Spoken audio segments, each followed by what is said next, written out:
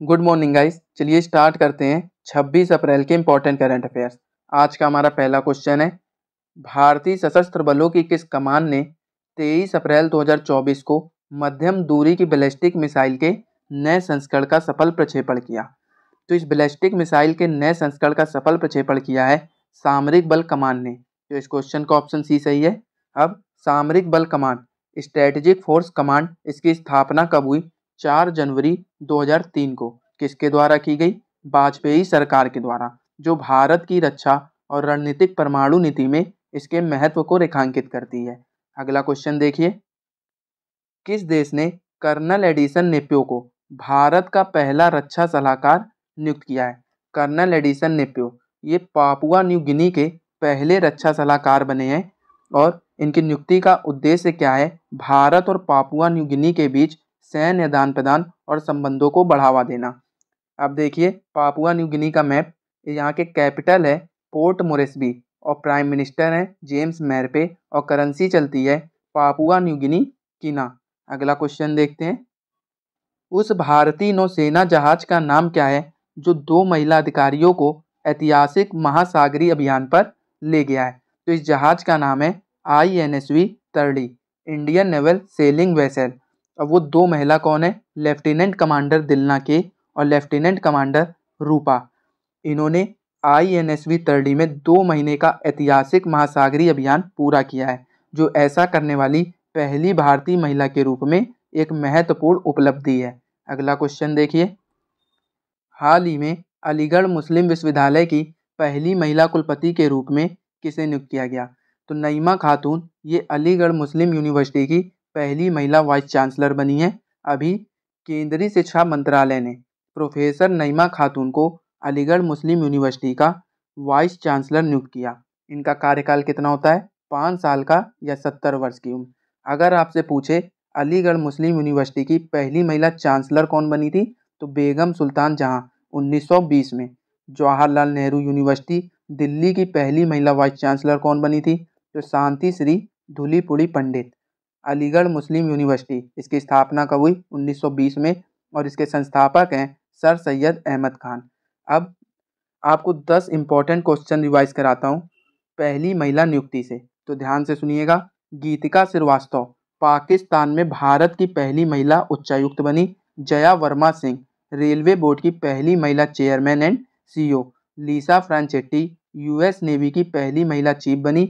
Michel block Australia के central bank की पहली महिला गवर्नर। सेलेस्ते साउलो विश्व मौसम विज्ञान संगठन की पहली महिला महासचिव बनी। परमिंदर चोपड़ा भारत की सबसे बड़ी गैर बैंकिंग वित्तीय कंपनी पावर फाइनेंस कॉरपोरेशन की पहली महिला CMD बनी। और दीपिका मिश्रा वीरता पुरस्कार पाने वाली पहली महिला इंडियन एयरफोर्स अधिकारी। सुरेखा यादव वंदे भारत का संचालन करने वाली एशिया की पहली महिला लोको पायलट। और शिवांगी सिंह राफेल उड़ाने वाली पहली भारतीय महिला। अवनी चतुर्वेदी सुखोई लड़ाकू विमान उड़ाने वाली भारत की पहली महिला पायलट। तो इसे याद रखिएगा, ये इंपॉर्टेंट है। अगला क्वेश्चन देखिए, भारत पे द्वारा लॉन्च किए गए ऑल इन वन भुगतान डिवाइस का नाम क्या है? तो इस डिवाइस का नाम है भारत पे वन। अब इसका उद्देश्य क्या है? व्यापारियों के लिए लेन देन को सुव्यवस्थित करना और ऑफलाइन व्यवसायों को विविध आवश्यकताओं को पूरा करना। भारत पे के CEO कौन है? नलिन नेगी और इसकी स्थापना हुई थी अप्रैल 2018 में। अगला क्वेश्चन देखिए, कौन सा दूरसंचार प्रदाता चाइना मोबाइल को पीछे छोड़ते हुए डेटा ट्रैफिक के मामले में दुनिया का सबसे बड़ा मोबाइल ऑपरेटर बन गया है? तो दुनिया का सबसे बड़ा मोबाइल ऑपरेटर बना है रिलायंस जियो, चाइना मोबाइल को पीछे छोड़ते हुए डेटा ट्रैफिक के मामले में। अगला क्वेश्चन देखिए, अप्रैल 2024 में एयर इंडिया ने किस जापानी एयरलाइन के साथ कोड शेयर समझौते पर हस्ताक्षर किए हैं? तो ये जापान की एयरलाइन है ऑल निप्पॉन एयरवेज, जिसने एयर इंडिया ने साथ में समझौता किया है। अब 23 मई से यात्री एक ही टिकट से दोनों एयरलाइनों के लिए उड़ान बुक कर सकेंगे। और एयर इंडिया ने कहा है कि यह साझेदारी भारत और जापान के बीच संपर्क को बढ़ाएगी और यात्रियों को अधिक सुविधा प्रदान करेगी। अब देखिए एयर इंडिया के CEO कौन है? कैंपबेल विल्सन और इसके संस्थापक हैं JRD टाटा और इसकी स्थापना हुई थी 1932 मुंबई में और मुख्यालय है नई दिल्ली में। अगला क्वेश्चन देखते हैं। हाल ही में किसे Laureus world sportsman of the year 2024 से सम्मानित किया गया? तो ये अवार्ड मिला है नोवाक जोकोविच को। 22 अप्रैल को स्पेन के मैड्रिड में 25वीं Laureus world sport award ceremony हुई। इसमें वर्ल्ड नंबर 1 टेनिस खिलाड़ी नोवाक जोकोविच को Laureus world sportsman of the year 2024 का अवार्ड दिया गया और ये अवार्ड पिछले साल के अचीवमेंट के लिए दिया जाता है। नोवाक जोकोविच का ये 5वां लॉरियस अवार्ड है और जोकोविच ने पिछले साल ऑस्ट्रेलियन ओपन, फ्रेंच ओपन और यूएस ओपन में टाइटल जीता था। जोकोविच 24 ग्रैंड स्लैम के साथ मेंस सिंगल्स में सबसे ज़्यादा टाइटल जीतने वाले खिलाड़ी हैं। अगला क्वेश्चन देखिए। हाल ही में किसे प्रतिष्ठित किस ह्यूमैनिटेरियन अवार्ड 2021 से सम्मानित किया गया?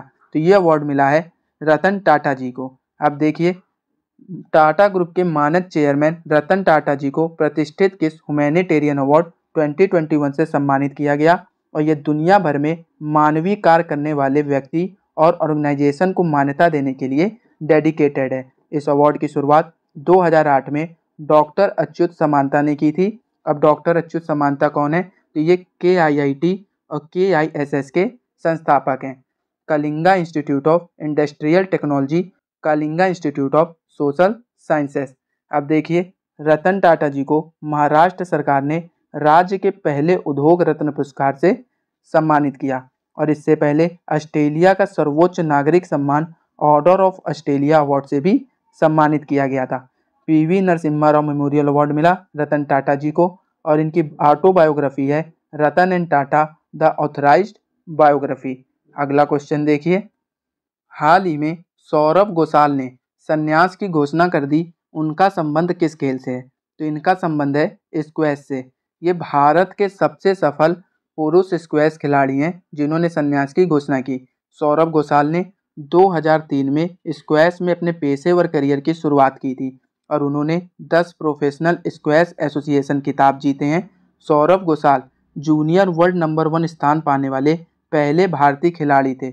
उन्होंने यह मुकाम 2004 में हासिल किया था और वह सीनियर पुरुष एकल में दुनिया के टॉप 10 में पहुंचने वाले भी भारत के एकमात्र स्क्वैश खिलाड़ी हैं। अप्रैल 2019 में उन्हें विश्व में 10वां स्थान मिला और सौरभ घोषाल 13 बार राष्ट्रीय चैंपियन रह चुके हैं। 2007 में सौरभ घोषाल देश के दूसरे सर्वोच्च खेल पुरस्कार अर्जुन पुरस्कार से सम्मानित होने वाले पहले स्क्वैश खिलाड़ी बने। अगला क्वेश्चन देखिए। हाल ही में सूखे और भीषण गर्मी के कारण किस राज्य में लक्ष्मण तीर्थ नदी सूख गई है? तो ये लक्ष्मण तीर्थ नदी है कर्नाटक में, जो कि सूखे और भीषण गर्मी के कारण सूख गई है। अगला क्वेश्चन देखिए। हाल ही में किसने हेवेनली आइलैंड ऑफ गोवा नामक पुस्तक लिखी है?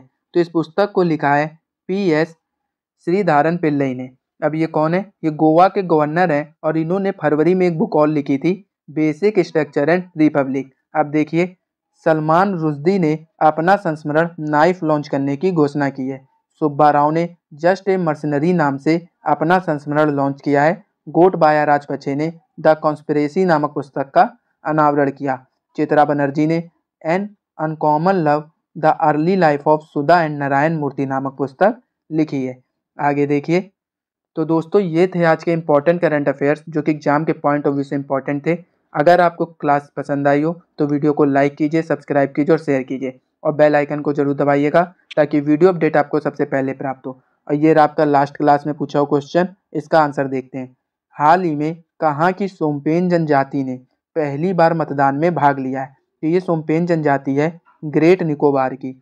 अब ये रहा आपके लिए क्वेश्चन, इसका आंसर आप कमेंट बॉक्स में दीजिएगा। भारत पे द्वारा लॉन्च किए गए ऑल इन वन भुगतान डिवाइस का नाम क्या है? तो इसका आंसर आप कमेंट बॉक्स में दीजिए। और अगर आपको इस क्लास की PDF चाहिए तो आप हमारे टेलीग्राम चैनल को ज्वाइन कर सकते हैं, वहाँ से आपको PDF मिल जाएगी। टेलीग्राम चैनल का लिंक डिस्क्रिप्शन में है।